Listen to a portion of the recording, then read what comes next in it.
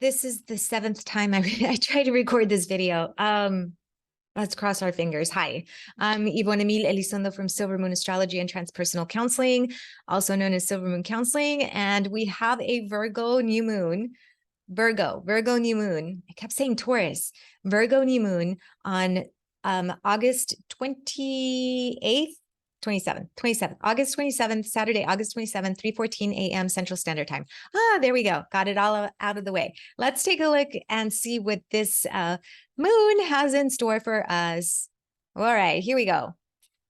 So we do have a new moon. Here we go. Sun and moon together is a new moon in Virgo. Virgo is a mutable earth sign. It is ruled by Mercury, and it is it's in a square. It's in a square. It's separated by like 3 minutes. So it's in a square to Mars in Gemini. I want to talk about that. But there's so much going on with this new moon. There's no way I can tap into all of it. The important part, though, is that I do want to talk about this Mercury, because Mercury rules Virgo, and it also rules Gemini. So the 2 points that are highly activated in my perspective are ruled by Mercury, and Mercury is in a pretty tight opposition here to Jupiter retrograde.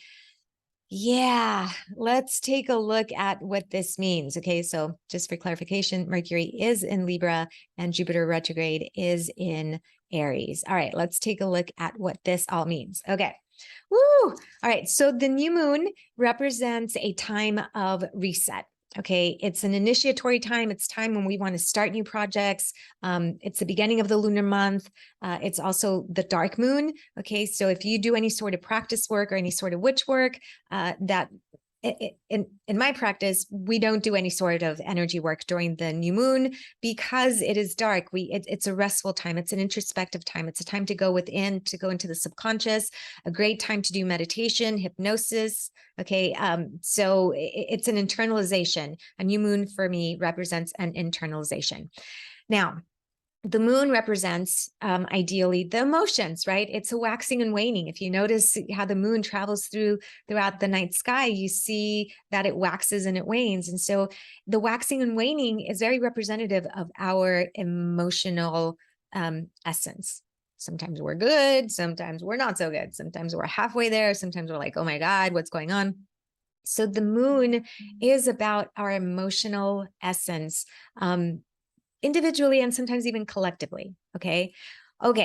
Let's focus on Virgo energy. All right. So Virgo energy is mutable air. It is ruled by Mercury.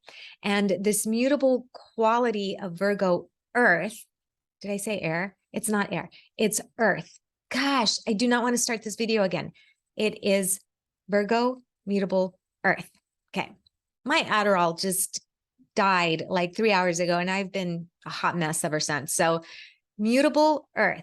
Okay, so Virgo energy is, I love Virgo energy. The Virgo energy is just healing. You know what it reminds me of? Like aloe vera plant. Like Virgo energy has always reminded me like of an aloe vera plant. It's soothing and it's cool and it's nurturing, and it gives you so, it calms inflammation down, and it just comes in and it's peaceful. Okay. It's of service to others. It is the healer of the zodiac because it's constantly looking out for others. It's super thoughtful. Virgo remembers the details, and those details come up, and that's what makes them thoughtful, right? People remember you and remember your stuff, and you're like, wow, that was really thoughtful. I really appreciate that you recognize that I really love, like, I don't know, Snickers bars in the middle of the night, whatever. So this Virgo energy has a very healing essence to it. But where it gets itself in trouble is that because it's ruled by Mercury, it is very much about the information, the data, the details, the data. I don't know what else to say. The data of it, right? The information of it. And so it likes to dive in deep to the details. It focuses and starts to potentially identify the good things and the places where, we have some gaps and we might have risks. But sometimes it gets so focused on the pricking and just kind of pulling things apart that it can become overwhelmed, anxious, a negative Nancy, and really hyper focus on all of the things that maybe aren't working. And so it can become very judgmental and critical, but more so of themselves. So judgmental and critical. Now they can be very open-minded because of that flexibility. Okay. That Virgo energy is like sand. You pick up sand and you just kind of move sand around. It's still earth, but you can move it. Okay. Oh, this is lovely. There we go. So this Virgo essence and the moon together, sometimes you struggle. The moon struggles in Virgo. The moon struggles in Capricorn first. The moon struggles in Scorpio second, and then the moon struggles in Virgo third. And the moon, since it represents our emotions and our emotional essence, if that Virgo energy is tapping into the higher vibration, it's going to be a healing type of moon, right? But for the most part, there's always a tendency to be on the more critical side when it comes to the emotional state, either critical the perspective out or critical the perspective in, right? Okay, so that's kind of the vibe of Virgo energy. So how is this moon going to potentially manifest for us, and what should we do to help mitigate or tap into the benefit of this Virgo moon?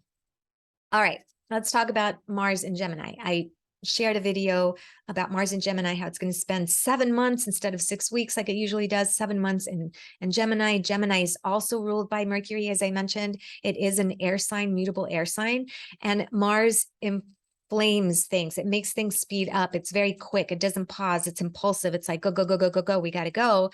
When the moon and Mars get together, and when the sun and Mars get together in this way, there is an inflammation of stuff. And it's usually an internalization of that inflammation, something that we have to resolve on our own. It's not necessarily, an external force. It could manifest as an external force, but it's something that we have to internally solidify, consolidate, address, right? So it's, again, more of an internalization. Okay. What can we expect with this Virgo moon squaring Mars? Quick frustration, quick agitation, annoyance, quick to come out of the okay? Because both Virgo and Gemini are about communication and the details. Gemini energy is about floating around with other people and being social. Virgo energy is about the data and internalization. So communication might be an issue during this time. Don't take things at face value. Don't be impulsive to respond. Okay. Be careful how you drive. Okay. And really watch out for those details that you think are real, but that may not be real. And the reason I'm saying that is because Mercury in Libra, air sign, okay, is opposing Jupiter retrograde in Aries, inflammation. And so the thought process, Mercury represents a thought process,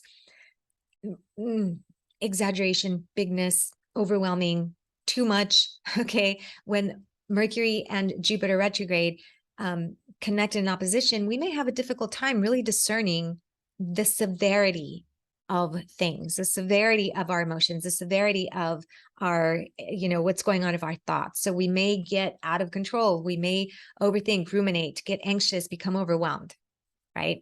Now, how can we mitigate some of this energy? Oh, I'm glad you asked. Self-care. So Virgos are really all about other people. They have a difficult time being of service to themselves. So that is why I'm emphasizing, hey, it's great during this new moon to be of service to others, tap into that natural Virgo energy, go volunteer, go help someone, be a shoulder to cry on, or just whatever it is, buy candles and give them to your friends. Be of service to others, but also, more importantly, be of service to you. This would be a great time for self-care. This would be a great time to do some really authentic, calm introspection. Even with Mercury opposing Jupiter retrograde, the more calm we are, the more that we can gain clarity, we can gain, insight and awareness. This is also a great time for you to really I'm trying to find the words and they're just not coming out because I've been having that kind of day. Right now is a really great time to tap into that essence of, hey, where am I being overly critical with myself? And it might be challenging to kind of figure that out with Mercury opposing Jupiter retrograde, but starting to think about those things, okay, without acting on them and without being impulsive is a good starting point. Journaling is a great time right now. Virgo loves journaling. It's a lot of the essence. Now, I know I'm going to hear some of you say, I'm Virgo and this doesn't sound anything like me. Well, that's probably because we're not taking into account your whole chart. So if you want to really get a good idea of what your chart looks like, let's have a consultation. Okay. You can find me at silvermooncounseling.org. All right, everyone, that's it. This moon is about, really recognizing, don't be impulsive. It might get a little bit frustrating. The thoughts may become overwhelming. You may find that you get yourself into too much going on at the same time. And, the anxiety might, escalate, but you can mitigate that by being thoughtful, internalizing,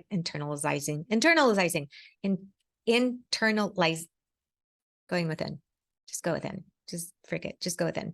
And, be very mindful of those thoughts that maybe are creating a lot of self-doubt or are being overly judgmental, about your situation. Okay, that's it. You can find me at silvermooncounseling.org, and everyone have a great Virgo new moon. I cannot speak. I am out of here. Take care, everyone. Blessed be.